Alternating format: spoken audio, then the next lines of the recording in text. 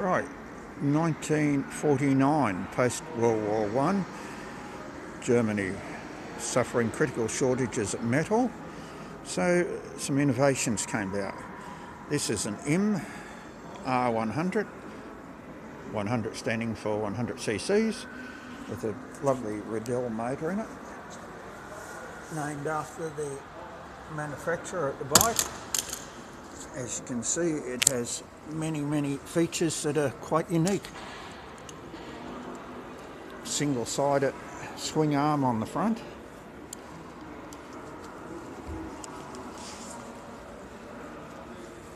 Once again reminiscent of modern bikes, Japanese VFR 45s and RC30 Hondas. But if you can look down the back of it there, you can see the exhaust pipe is actually the rear suspension. So it's a metal on it. The motor is a stressed member of the almost non-existent frame. So that's a 1949 German M100.